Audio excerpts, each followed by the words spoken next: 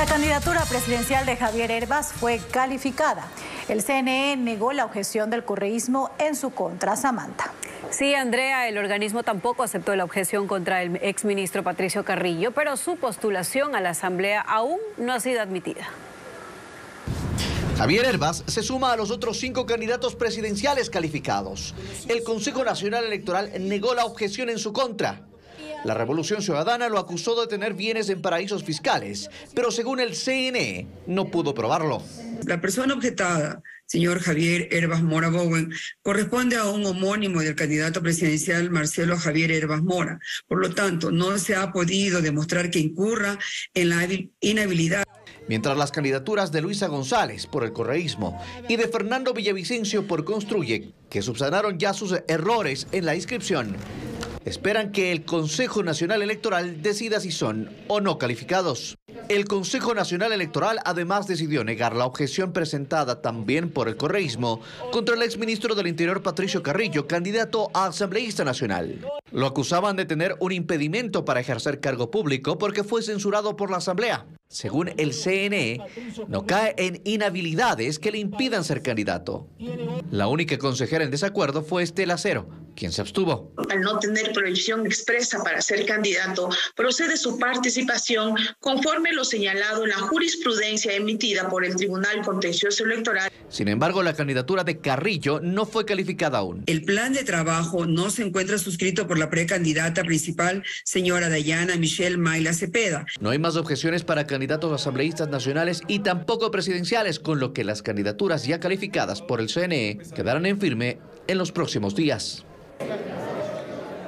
Y la papeleta presidencial que recibiremos el 20 de agosto tendrá la mitad de aspirantes que la del 2021 y 3 rostros de candidatos se repetirán, Yacu Pérez y Javier Hervás en la lista de presidenciales, mientras que el de Andrés Arauz estará en el casillero de la vicepresidencia. Lenin Artieda ya está listo para las entrevistas de esta mañana en Contacto Directo. Y en los estudios de Quito está Luz Marina Vega, candidata a la vicepresidencia por el movimiento Reto. Vega nació en Cotacachi, en la provincia de Imbabura. Tiene 58 años, de los cuales 32 los ha entregado al servicio de la medicina. En su perfil menciona que es una médica quichua, que tiene una maestría en gerencia de servicios de la salud y también un diplomado en docencia universitaria. Lenin, hablamos de una candidata totalmente ligada a la salud o también a la política. Samantha, Fernando, justamente vamos a conocer qué conexiones tiene la candidata a la vicepresidencia, sobre todo en este segundo ámbito. Y le damos los buenos días a Luz Marina Vega. Doctora, buenos días, bienvenida a Contacto Directo. Alipunja, Ecuador, Mamayacta, Alipunja, señor Lenin. Gracias por permitirme participar en este medio. Doctora, la política no le ha sido ajena.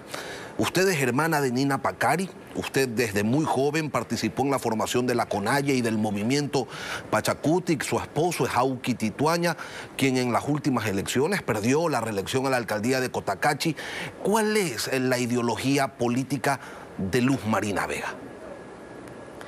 A ver, Luz Marina Vega cree en la lucha social, en la lucha organizada.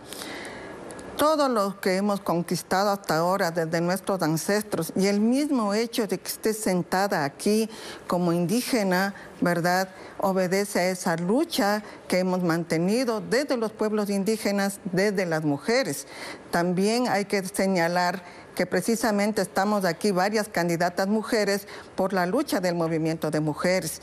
Los derechos se conquistan, los derechos se luchan y eso es precisamente mi experiencia y creo que la lucha por la seguridad del país, por más obras, por salud, también será llevado a ese territorio en los cuales ejerzamos nuestros derechos. Doctora, ¿qué le dijo usted a su esposo cuando él se aproxima a Guillermo Lasso? Incluso estuvo a punto de ser su binomio en el 2012. ¿Hubo un conflicto dialéctico entre ustedes? Mire, nosotros pensamos que hay que conversar con todos, ¿no?, con todos los sectores. Esa beligerancia que se ha llevado a los extremos en los que se señala que yo no me sentaré con este, no conversaré con lo otro, es precisamente lo que ha llevado esa ingobernabilidad.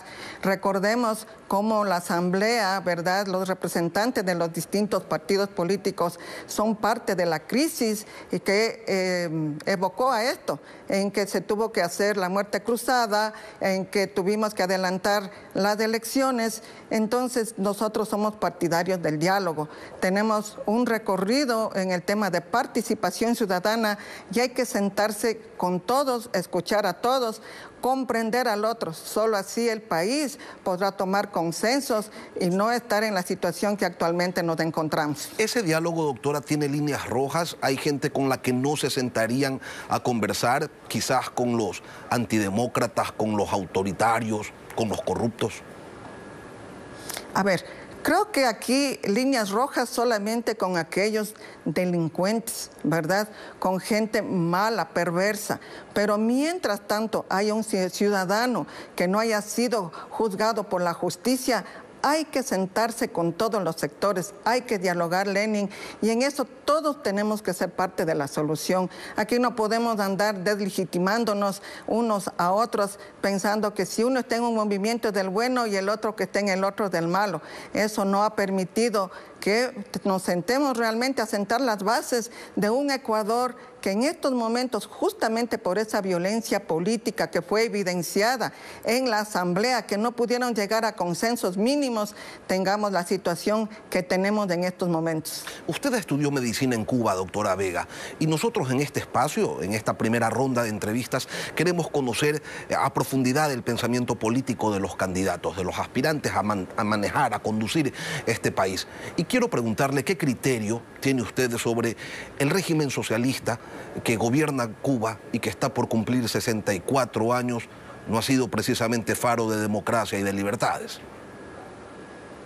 Mire, yo estudié en Cuba y lo que puedo decir es que hay que conocer a profundidad. Yo viví ahí 6 años y soy muy grata al gobierno cubano porque muchos indígenas, muchos afros, no solo de los países latinoamericanos, sino también de África, inclusive de la misma Asia, pudimos formarnos allí porque nuestras condiciones económicas no nos permitían estudiar en el Ecuador, en mi caso en particular.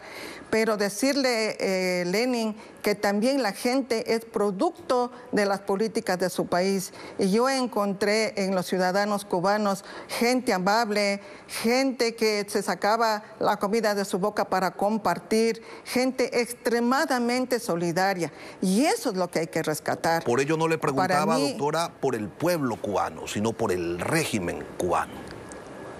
Ajá, sí, esa es mi experiencia. Les estoy muy, muy agradecida. Con ellos participábamos en debates sobre derechos, y me acuerdo tanto que aprendí ahí cuando fui a una escuelita a visitar, ¿verdad? Y los niños, las niñas, a diferencia de lo que todavía en algunos manuales de educación se enseña, donde se recurre a cosas muy simples y dicen, por ejemplo, mi mamá me mima, que está bien, pero en Cuba se decía, yo soy una mujer y tengo derechos. Entonces entendí que se puede, ¿verdad?, formar en el ejercicio de derechos y responsabilidades desde muy temprano. Eso es una experiencia linda que viví y les agradezco a todo el pueblo cubano por haber contribuido de manera tan buena a mi formación. Claro, son mujeres, tienen derechos, pero no tienen derecho, por ejemplo, a elegir democráticamente a un presidente, al menos a elegir entre más de un partido, no tienen derecho a salir de su país si se les antoja, no tienen derecho a protestar con libertad, pero bueno, al menos en la instrucción primaria se les dice que los tienen, ¿no? Usted conoce bien a la CONAIE, doctora Vega. ¿Qué opinión le merecen los actuales liderazgos de la organización? ¿Usted cree que van por el camino correcto? Mire, todas las organizaciones, todas las instituciones tienen crisis y creo que en este momento esas crisis sirven para renovar. Recordemos que no es la primera crisis ni la primera organización que está pasando por la situación que tiene. Las organizaciones, las instituciones trascienden los liderazgos que en su momento habrá que preguntarles a ellos por qué no han sido capaces de llegar a consensos. En la CONAIE debemos recordar que fue la primera, ¿verdad?, una de las organizaciones más poderosas que visibilizó la presencia de los pueblos originarios, que visibilizó y visibiliza hasta ahora la inequidad en la que vivimos los pueblos originarios, los pueblos afros, los montubios, con una tasa de analfabetismo que son realmente una vergüenza, más del 11% y en algunos sectores el 15%. Entonces es una lucha de todos y hay que trascender a los líderes que actualmente no han podido ponerse de acuerdo. Tienen que hacer un esfuerzo porque de por medio está el presente y futuro de todavía toda esa sociedad conglomerado, ¿verdad?, que se encuentra en una situación de total inequidad y de total abandono. Y precisamente, ¿qué explicación se suelen dar al interior del movimiento indígena cuando analizan ese camino recorrido, cuando hacen el ejercicio de autocrítica? Porque claro, ahí está la visibilización y está también una organización sólida. Cuentan con una capacidad de movilización potente para hacer generalmente reclamos justos. También han logrado participación política. Sin embargo, en las comunidades, y usted lo conoce mejor que yo, doctora, las cosas no han cambiado mucho. No solamente el asunto del analfabetismo, también la desnutrición infantil está allí, la falta de acceso a los servicios básicos, la explotación a los productores, por nombrar apenas algunas de las múltiples situaciones que se viven allí. ¿En qué falló la CONAIE, que después de 37 años de gestión no ha logrado cambiar las realidades más apremiantes de los más pobres y desatendidos del país? Mire, sería injusto calificar a la CONAIE como responsable de la situación actual que vivimos gran parte de la sociedad. Acá no ha habido voluntad política realmente de atacar los verdaderos problemas. Mire, yo estaba revisando el presupuesto que en el tema de educación y se ha incrementado sustancialmente, lo mismo en el tema de salud, pero esos presupuestos no han sido dirigidos hacia lo que realmente necesita el pueblo, ¿verdad? La CONAIE no ha estado en el gobierno.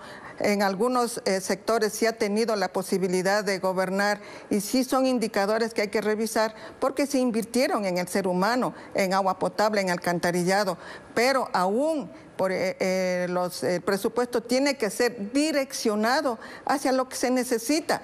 Es decir, no es suficiente decir incrementé el presupuesto. Acá en el Ecuador no se ha trabajado por resultados. A veces creemos que incrementar el presupuesto es suficiente y no hay tal. Tenemos que aprender a trabajar por resultados y tenemos una herramienta valiosa que es la estadística y que no se usa. Entonces creo que es una tarea de todos eso. Doctora, pero ¿no se equivocó la CONAIE cuando, por ejemplo, en lugar de salir a protestar para que se mantengan subsidios, no salió pues a protestar con esa potencia y con esa beligerancia para que haya menos analfabetismo, para que haya menos desnutrición infantil, para que haya más servicios básicos en las comunidades?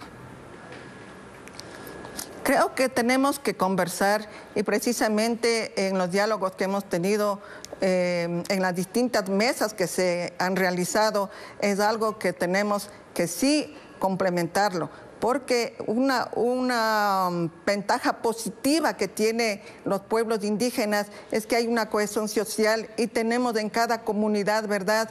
Tenemos los cabildos comunitarios que son los gobiernos, pero la desatención material, por ejemplo, en caminos, en agua, porque ahora tenemos las juntas que son administradas por las comunidades, pero sin una inversión real del gobierno central, ¿verdad? Entonces, creo que esa es una agenda que está pendiente y que queremos contribuir precisamente para eso. Doctora, porque todos somos, como repito, parte de la solución. ¿Desde cuándo, doctora, conoce usted a Javier Herbas, quien dijo en un principio que no iba a participar en las elecciones, a última hora decide que sí va a correr? Su llegada, doctora, a este binomio es algo que también sucede así un poco al apuro. Mire, tenemos unas elecciones anticipadas, tenemos unas elecciones atípicas. Con Javier Herbas yo tuve la oportunidad de conocer su pensamiento, ¿verdad? Su plan de gobierno en el 2021. y de la mano de mis hijas que fueron quienes me llevaron a conocer a Javier Herbas, coincidimos en el plan de gobierno, en otros temas también. Y realmente creo que Javier Herbas, si bien en un momento dijo que no va a participar, pero ahora que yo estoy involucrada en esto, hay un montón de colectivos a lo largo y ancho del país, colectivos pro Javier Herbas, que pedían que Javier participe. Y en ese ánimo, pues creo que Javier fue sensible al pedido de las personas que estaban solicitando que participe, y de hecho, al ser actores políticos en los cuales nos relacionamos y tenemos contacto y hemos conversado, al haberme dado un voto de confianza y yo al haberle dado un voto de confianza a él, hemos tenido que trabajar de forma ardua para precisamente presentar un plan de gobierno que pueda sostener al Ecuador, darle un rumbo, doctora, ¿verdad? Sentar algunas bases. ¿Su rol en un eventual gobierno cuál sería? ¿Únicamente en el sector de la salud? No le escuché muy bien, don Lenin. ¿Podría repetir, por favor? Sí, claro que sí, doctora. Le preguntaba cuál sería su rol en un eventual gobierno de ustedes. Pues, ¿estaría dedicada únicamente al tema de la salud o también abarcaría otros aspectos? Hemos conversado con Javier y nuestra experiencia en el ámbito social, porque recordemos que inclusive organismos internacionales como el Banco Mundial, el Fondo Monetario Internacional, hoy están señalando que hay que invertir en el ser humano, y eso implica que podamos llevar salud, educación, servicios básicos, ser incluyentes, trabajar por las personas con discapacidad.